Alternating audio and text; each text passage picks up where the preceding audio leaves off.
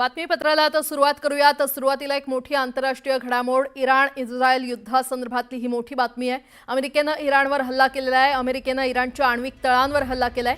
अमेरिकेचे राष्ट्राध्यक्ष Donald Trump यांनी ट्विट करत या संदर्भातली माहिती दिली आहे। इराणच्या फोर्दो, नतांज आणि इस्फहान या आण्विक तळांवर हल्ला केल्याची माहिती अमेरिकेचे राष्ट्राध्यक्ष डोनाल्ड ट्रम्प यांनी दिलेली आहे।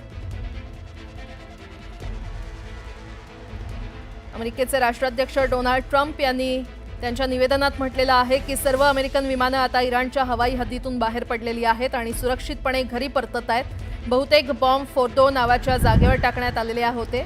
त्यांनी अमेरिकन सैन्याचं कौतुक देखील केलंय आणि म्हणालेत की आमच्या महान योद्ध्यांचं अभिनंदन, असं राष्ट्राध्यक्ष डोनाल्ड ट्रम्प यांनी म्हटलेलं आहे। जगातील इतर कोणतेही सैन्य हे करू शकत नाही। यासोबतच त्यांनी म्हटलंय की आता शांततेचा काळ आहे। किंबहुना या हल्ल्यावर इराणकडून अद्याप कोणतीही प्रतिक्रिया आलेली नाहीये। इराणच्या आण्विक तळांवर अमेरिकेनं लक्ष केलेलं आहे। हवाई हल्ला अमेरिकेकडून करण्यात आलेला आहे। जेव्हा अमेरिकेनं इराणच्या 3 अणुस्थळांवर हल्ला केलाय तेव्हा त्यांनी स्वतःला थेट इराणसोबत आता युद्धात ओढलं गेलेलं आहे। अमेरिकेच्या B-2 विमानांनी खरं तर हा हल्ला केलाय। त्याची वैशिष्ट्ये आपण जाणून घेऊयात। अमेरिकेचे B-2 विमान हे बॅटसारखं शेपूट नसलेलं अत्याधुनिक लढाऊ विमान आहे। B-2 हे एक स्टील्थ बॉम्बर असून रडार त्याला शोधू शकत नाही। अमेरिकेकडे 20 B-2 बॉम्बर लढाऊ विमानं आहेत आणि अमेरिकेनं इतर कोणत्याही देशाला एकही B-2 बॉम्बर विमान विकलेलं नाहीये। B-2 विमान हे आहे जे घातक MOPB बॉम्ब डागू शकतं।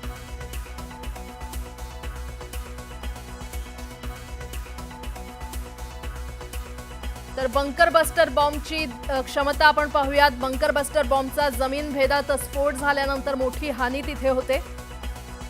जवळपास 13,600 किलोग्रॅम वजन असलेला हा बॉम्ब असतो आणि जमिनीखालील बंकर टनेलमधील लक्ष्य भेदण्यासाठी हा बॉम्ब बनवण्यात आलेला आहे। जमिनीखाली 200 फूट खाली असलेले बंकर आणि टनेल भेदण्याची क्षमता या बंकर बस्टर बॉम्बमध्ये असते। त्यानंच हा हल्ला करण्यात आलेला आहे।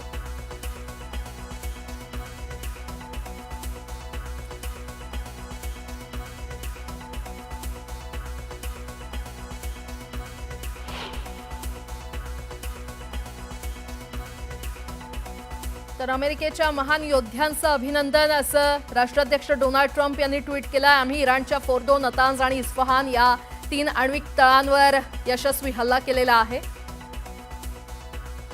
सर्व विमानं आता इराणच्या हवाई हद्दीबाहेर आहेत आणि इराणच्या फोर्दोवर स्फोटांच्या संपूर्ण पेलोडचा मारा करण्यात आलेला आहे। सर्व विमानं सुरक्षितपणे घरी परतत आहेत। अमेरिकेच्या महान योद्ध्यांचं अभिनंदन, असं ट्विटमध्ये राष्ट्राध्यक्ष डोनाल्ड ट्रम्प यांनी म्हटलेलं आहे। जगात असं दुसरं कोणतंही सैन्य नाही जे हे करू शकलं असतं।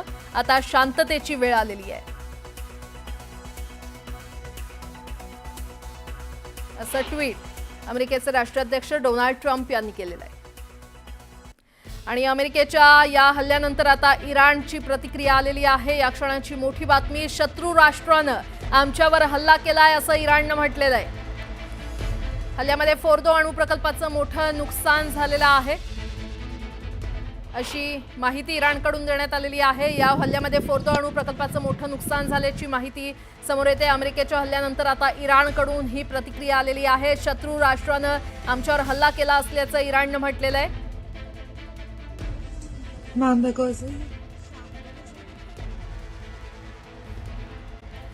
महत्त्वाच्या बातम्या प्रायोजक पुष्कराज रागी डिलाइट्स, महाराष्ट्राचं लाडकं आणि नंबर 1 नाचणी सत्व।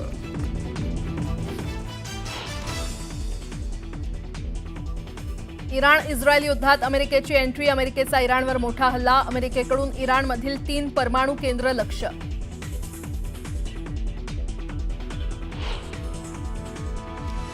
इस्रायलच्या हल्ल्यात इराणचे 3 कमांडर ठार, इराणचे 3 लढाऊ विमानं आणि F-14 फायटर जेट पाडल्याचा इस्रायलचा दावा। तर इराणकडूनही इस्रायलचे हैफा शहरावर हल्ले।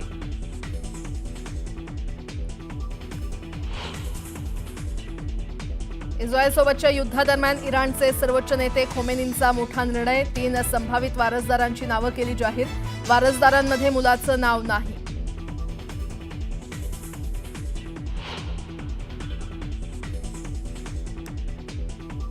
माळेगाव सहकारी साखर कारखान्यासाठी आज मतदान. 21 जागांसाठी 90 उमेदवार रिंगणात. सहकार क्षेत्रातही पवार विरुद्ध पवार अशी प्रतिष्ठेची लढाई.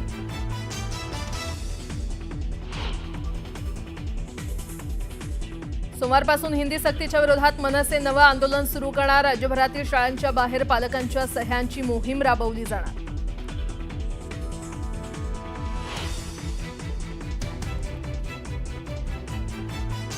मुंबईतील मराठी रंगभूमी दालन गुपचूप रद्द का केलं? आदित्य ठाकरेंचा सवाल. लढा उभारण्याचंही केलं आवाहन.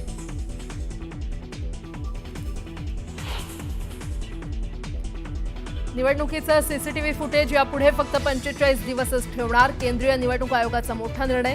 फुटेजचा दुरुपयोग होण्याची आयोगाला भीती. निर्णयावरून राजकारण तापलं.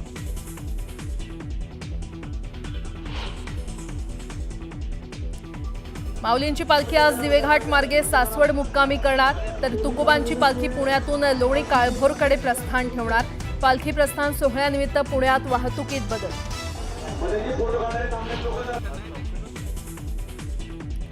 गुवाहाटी इथून चेन्नईला जाणाऱ्या इंडिगोच्या विमानाची बंगळुरूमध्ये इमर्जन्सी लँडिंग. पायलटनं इंधन कमी असल्यानं दिला मेडेचा संदेश. विमानात होते 168 प्रवासी.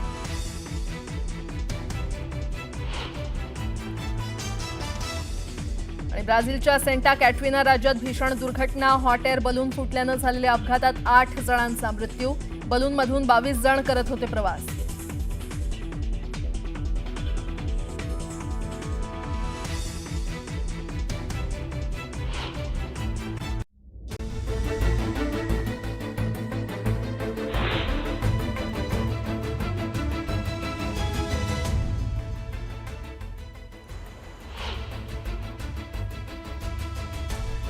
राज्यातील धरण क्षेत्रात पावसाची कृपा. जूनमध्येच राज्यातील 37% धरणं भरली.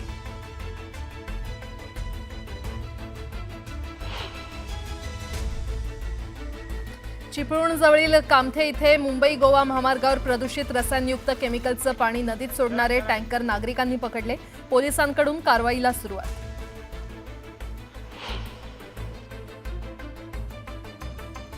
आधार पडताळणी फेल झाली म्हणून शिक्षकांनाच फेल करण्याची अफलातून संच मान्यता शालेय शिक्षण विभागानं आणली. त्यामुळे ज्यांचं या विषयाशी घेणं देणं नाही अशा शिक्षकांच्या नोकऱ्या आल्या धोक्यात. लाडकी बहीण योजनेतील लाभार्थी महिलांना 0% व्याजानं 10,000 रुपयांपासून 1 लाखांपर्यंत कर्ज उपलब्ध करून देणारी योजना मुंबई जिल्हा बँकेनं केली जाहीर. लाडकी बहीण योजनेचा लाभ घेणाऱ्या महिलांच्या गटाला देखील 10 लाखांपर्यंत कर्ज मिळणार.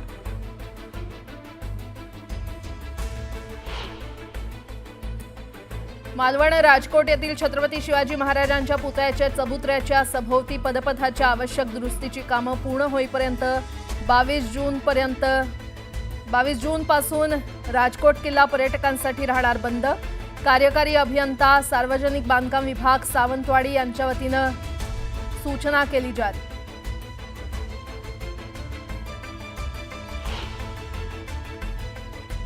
संत ज्ञानेश्वर महाराज आणि संत तुकाराम महाराजांच्या पालखी सोहळ्यातील वारकरी पुणेकरांचा पाहुणचार घेऊन पंढरपूरकडे मार्गस्थ. भवानी पेठमधील विठ्ठल मंदिरातून माऊलींच्या पालखीचं प्रस्थान.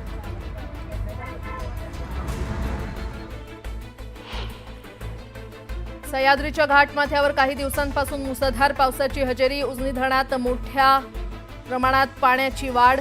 उजनी धरण 75% अधिक भरलं.